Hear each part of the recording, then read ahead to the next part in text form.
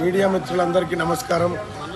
ఇవాళ BRS party ముఖ్యంగా KT Ramarao మొత్తం నైతిక విలువలు మర్చిపోయి దిగజారిపోయి సోషల్ మీడియాలో తప్పుడు ప్రచారాలు తప్పుడు వీడియోలు సృష్టిస్తూ అటు దూరదర్శన్ లోగోలను మార్ఫింగ్ చేసి ఆర్టీసీ లోగోలను మార్ఫింగ్ చేసి మొత్తం తెలంగాణ రాష్ట్రంలో అత్యంత క్రూరమైన నీతి దిగజారిపోయి మన కల్వకుంట్ల తారక రామారావు అండ్ బీఆర్ఎస్లోని కొంతమంది సోషల్ మీడియాలో పనిచేస్తున్నటువంటి వ్యక్తులు వ్యవహరిస్తూ ఉన్నారు.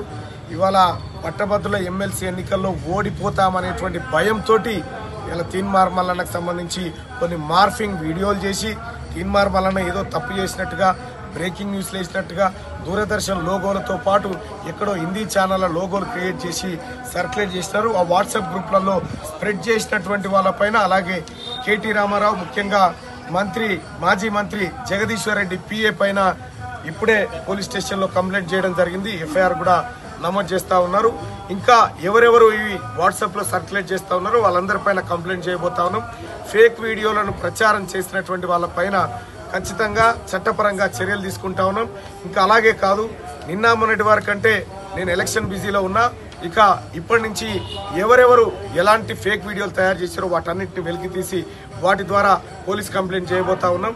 ఇవాళ కేటీ రామారావు అండ్ మాజీ మంత్రి జగదీశ్వర్ రెడ్డి పిఏ పైన ఎఫ్ఐఆర్ నమోదు చేయమని చెప్పి కంప్లైంట్ ఇవ్వడం జరిగింది. అలాగే డీజీపీ గారు కూడా కంప్లైంట్ పంపించడం జరుగుతుంది.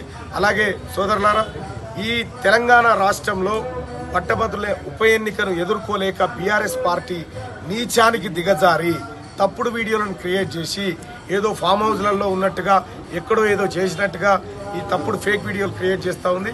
ఈ దుష్ప్రచారాలను ప్రజలేం నమ్మే పరిస్థితిలో లేరు.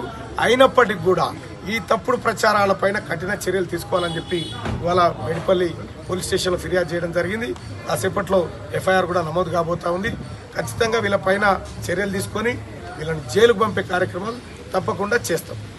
జై మల్లన్న, జై మల్లన్న, జై మల్లన్న, జై మల్లన్న.